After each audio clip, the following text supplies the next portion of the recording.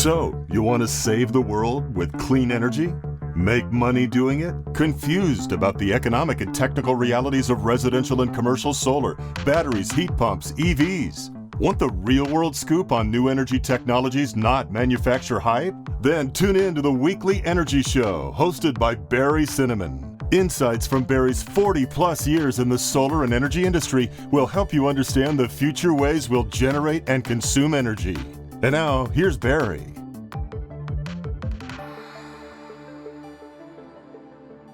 Welcome to this week's Energy Show. Now, with the end of net metering in California, in Hawaii, and it's being put to death in other states also, batteries are now an essential part of home solar systems. Virtually every solar system that's sold in California now includes a battery. We're actually selling more batteries than solar systems right now. But the end of net metering in California, Hawaii, and other states has the same implication for commercial customers. And commercial customers, C&I customers, also pay really high time of use rates. I was looking at our most recent electric bill here in Los Gatos, California. The peak rates during the summer from noon to 6 p.m. during the week, 66 cents a kilowatt hour peak rate. That's insane. And, you know, for somebody that's using, say, 10,000 kilowatt hours a month, that's a $6,600 monthly electric bill. It's insane. 40 cents a kilowatt hour off peak. Plus, C&I customers often pay a demand charge of $24 a kilowatt. So if you use 100 kilowatts peak in any time in a month, you got another $2,400 bill. So we're looking, it's like a $9,000 electric bill for somebody that's using 10,000 kilowatt hours and it's got 100 kilowatt hour demand. So it's huge. So for C&I customers, it makes total sense to install solar, even if you're not net metering, because they can offset during the day 66 cents a kilowatt hour. And they can use that battery to avoid the expensive evening power because they're going to be able to charge up during the day, and they can avoid the demand charges. But here's the bizarro thing. It just kind of blows my mind when I go to shows like RE+. There's very, very few good commercial established battery system manufacturers for C&I. And, you know, I kind of look at the industry over the last dozen years or so. The early C&I battery companies all moved completely upstream to utility scale. They just kind of abandoned the commercial market. You know, offices and warehouses and companies that have maybe, 10,000, 20,000, 100,000 square feet. There's just nothing there. It's almost all utility scale or residential. And so there's a tremendous gap in this market for C&I batteries. And it's really appealing here in California because there's a lot of demand. So there's very few good C&I companies. And one battery storage company that also does solar that really has their act together is Fortress Power. It's my pleasure to have Jing Yu, Fortress's CEO. And I just think back, I met Jing about a dozen years ago when she was the VP at Winneco Solar. And, she was actually doing a great job marketing their Taiwanese solar panels in the U.S. And she moved to Fortress a while ago, and she's been their CEO for 7 years. I'm also joined here by Alex Lepori, Fortress's Western Regional Sales Director. So welcome to the show, Jing and Alex.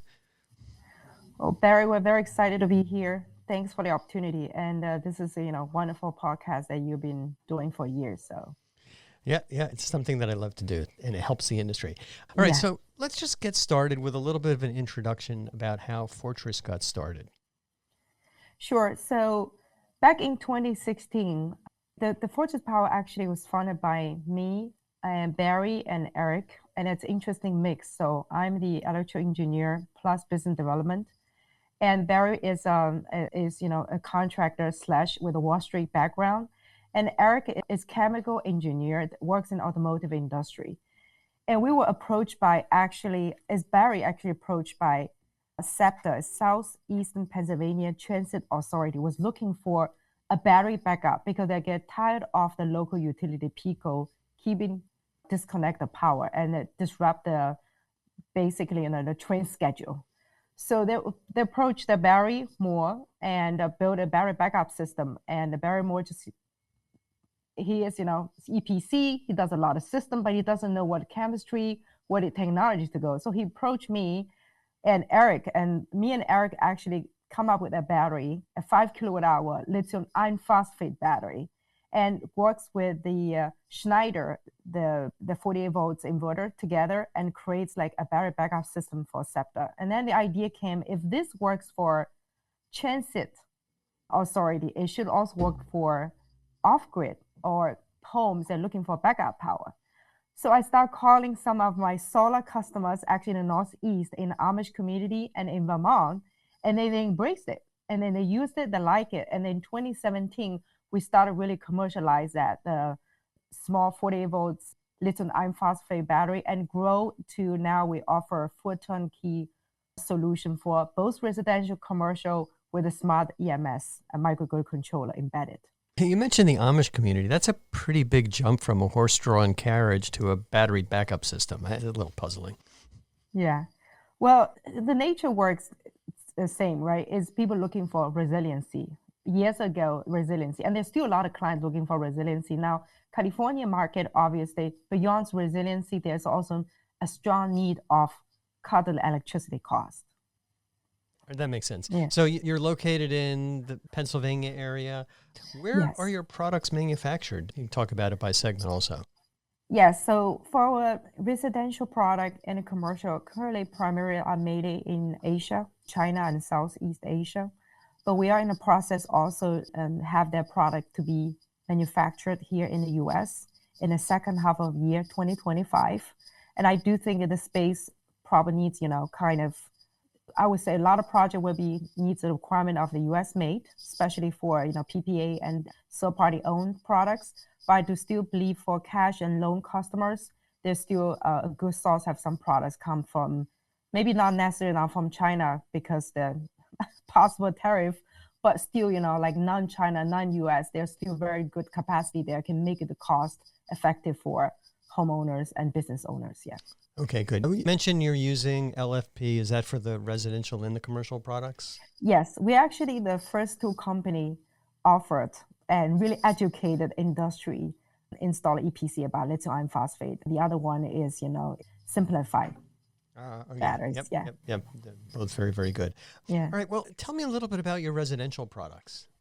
Yes, well, we offer both 48 volts and also the Avalon high voltage systems.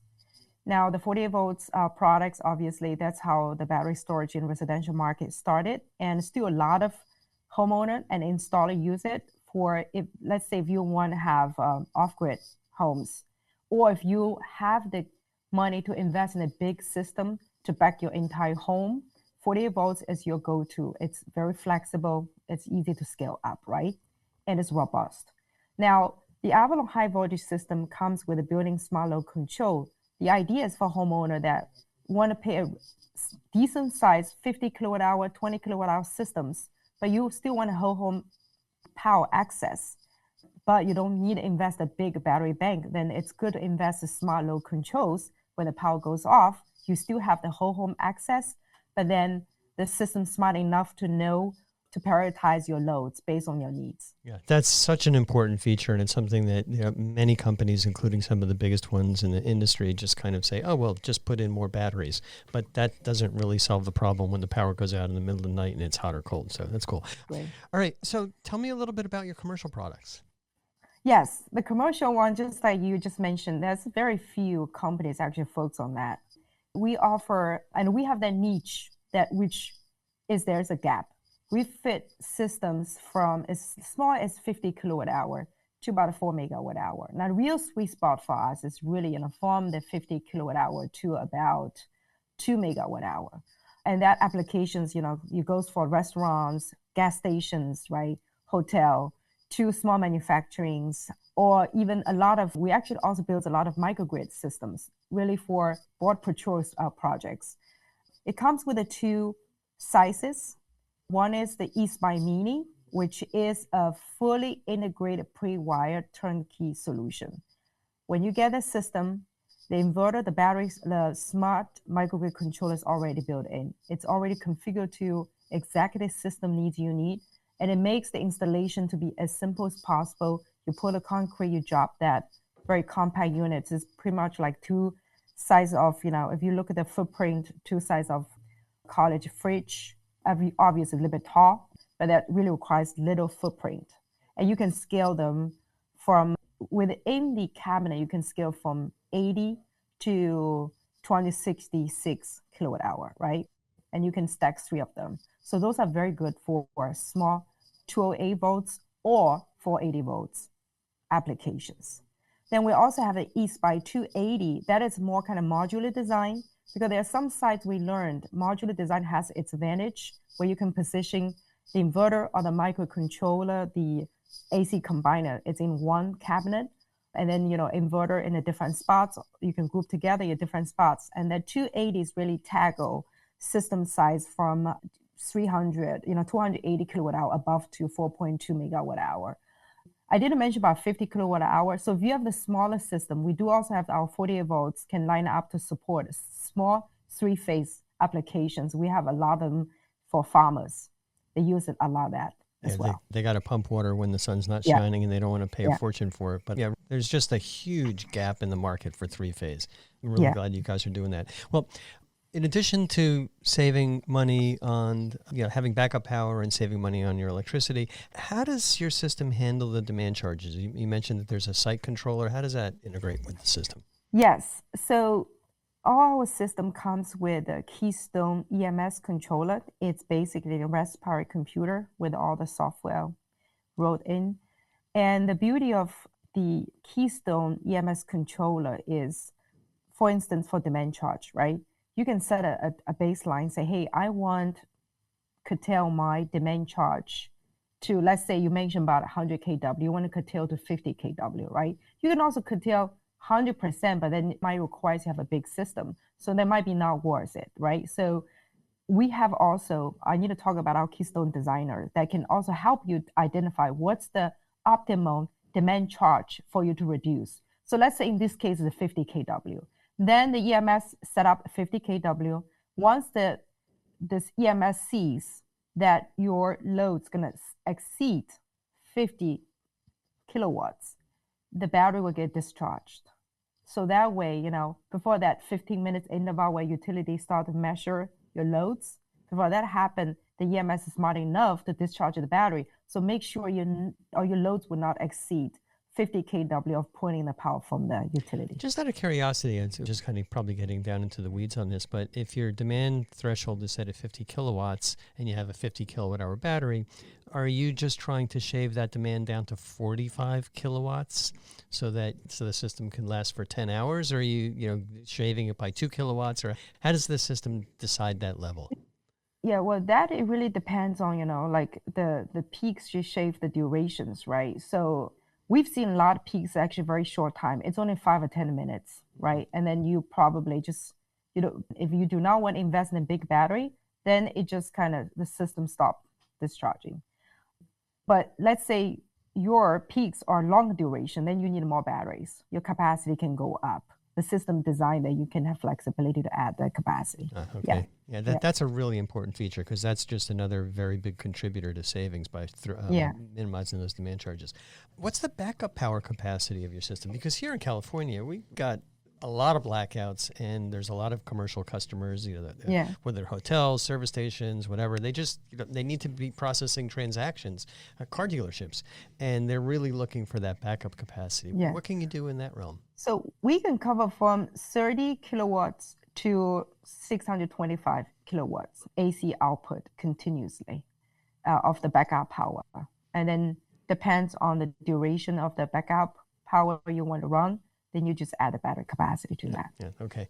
All right. Well, with all the changes in the solar industry, and you've been through the ups and downs, and we're seeing some of those fun ups and downs in the battery industry, although the solar coaster sounds better than the battery coaster, but we're getting both at the same time. Yeah. So talk to me about how customers can be assured that Fortress has a very good, that they're going to be around and the products are really solid. What's your bankability story? Yeah, so we do have the product bankability on across our product line. As a matter of fact, we are actually Sunnova's go-to battery storage for their CNI lease, PPA, or loan products they offer. We actually participate in their large RFP with them in the past couple of months, and hopefully now we need to see, because it's a DOE project, it's $325 million project, so now we need to see how that goes. Yes, we do have full bankability study and work with numerous PPA or lease providers. Better hurry on that study. You tell me about it. Okay. All right. Well, Pretty much all of our customers here at Cinnamon Energy Systems have solar. How does your system work with existing commercial solar or putting in a new commercial solar system at the same time they're putting in battery storage system? Yeah. Well, these days, the technology is so advanced, right? You can actually do both. On both residential, commercial, we can do AC and DC coupling, AC or DC coupling. Now, how that works, let's say in DC coupling, which is new systems, that's easy. For instance, the eSpy Mini do have the DC-DC charger module. It can put in the strings and then convert, DC power to AC. Now, if you do AC coupling, then for instance, for eSpy Mini, you just take that DC-DC module out and then you AC couple it. Now, our Keystone EMS that is already compatible with many PV inverters, such as SMA, CPS, Selectro, Solar Age. You want to AC coupling, it's there. Those are already on our AVL. Now, the beauty is, and not just we do in a residential AC coupling, you can through the frequency shifting. This is really through a communication, right?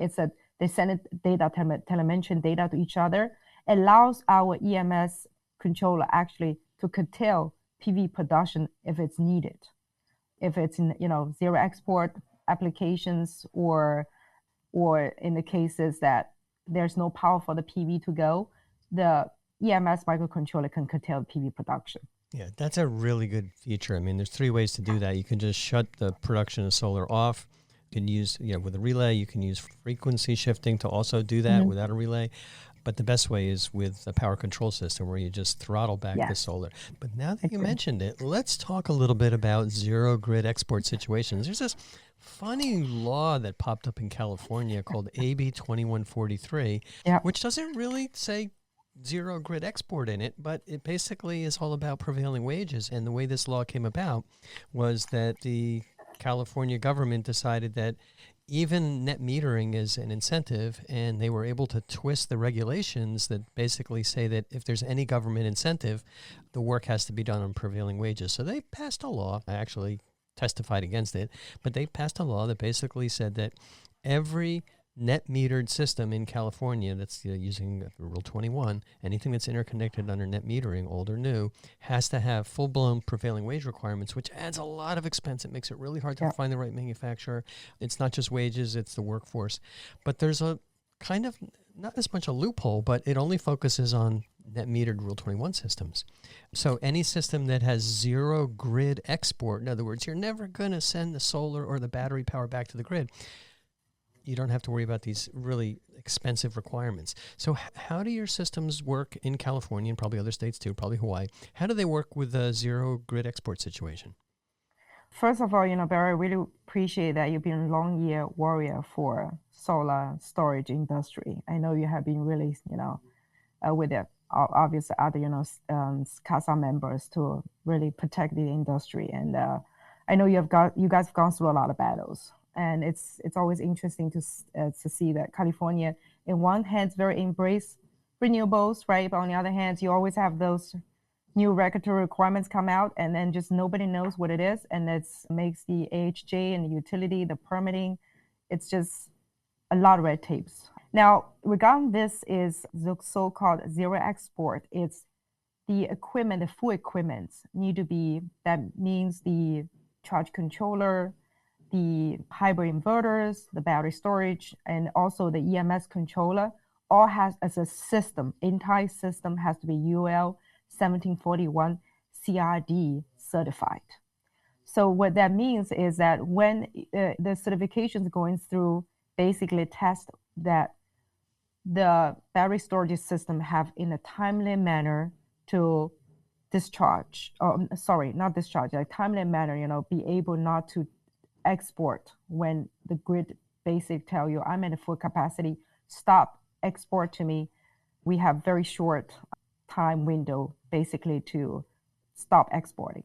Yeah, I think it basically says that you must not export to the grid within 2 seconds after it looks like you're going That's to right. be producing more on site than the building's going to Yeah. be using. So you got that 2 second window. Well, so with that in effect, what message do you have for commercial California solar and storage installers, and how could the Fortress system help them? Well, I really want to talk about, like the full cycle approach that we take. So, because I know a lot of, companies are getting to commercial and really identify the huge opportunity that we're having with commercial clients. And due to the high demand charge, high time of use rates. However, where to begin with, right? First, because when you approach your commercial clients, you always have to talk about the payback. What's your investment? What is your payback?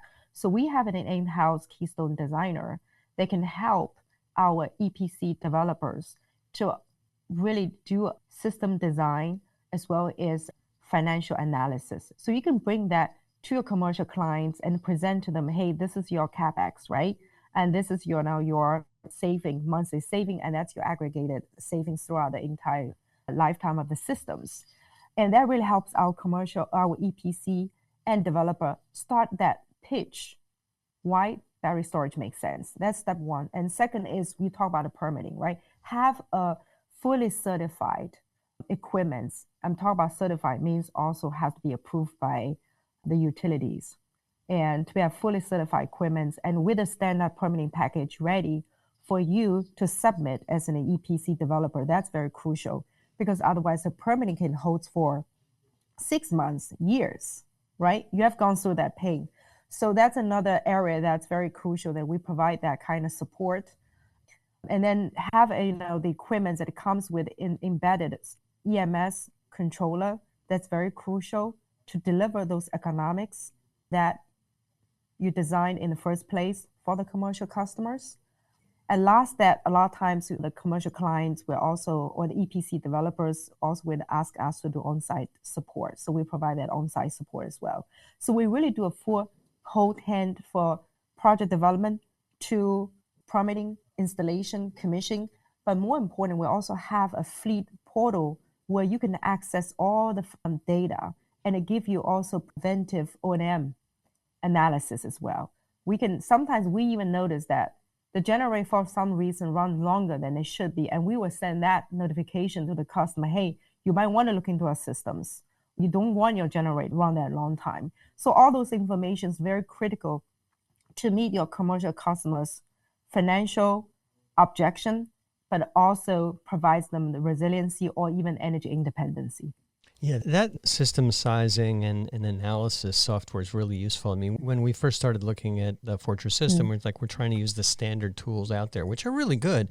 The thing that we realized, and this applies for residential battery systems also, is every manufacturer of a complete system, those are the only ones we're really interested in, but every manufacturer has nuances, and it's very difficult to figure out how those different control strategies and capabilities impact the economics.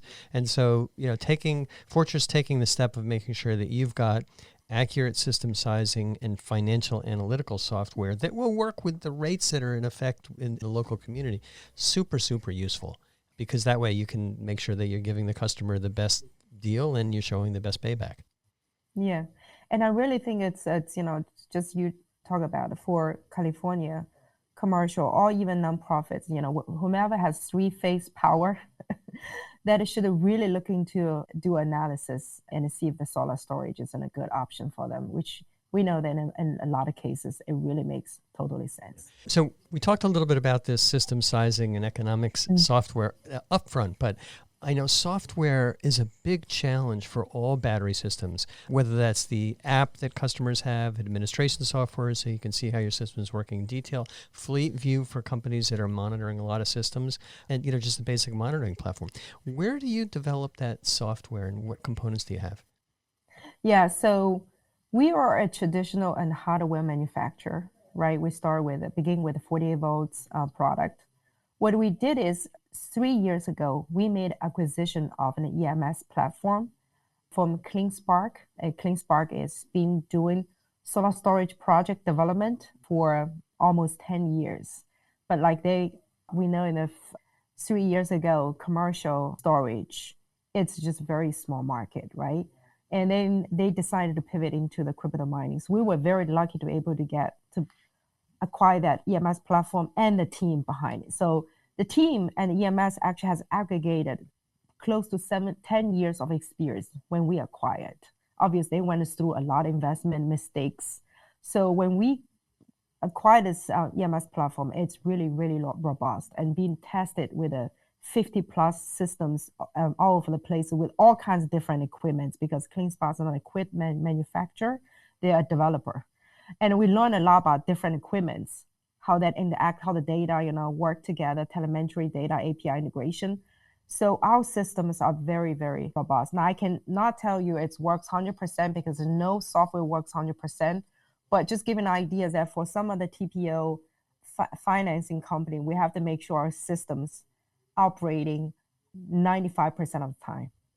Yeah, that's so smart. I just see so many companies that develop the hardware and then they say, okay, we got this little tinker toy bit of software that shows how it's working, but it just doesn't cut it at its scale. And working with a company that already developed it, that's just super useful. All right, well, we talked a lot about batteries and storage and solar and opportunities.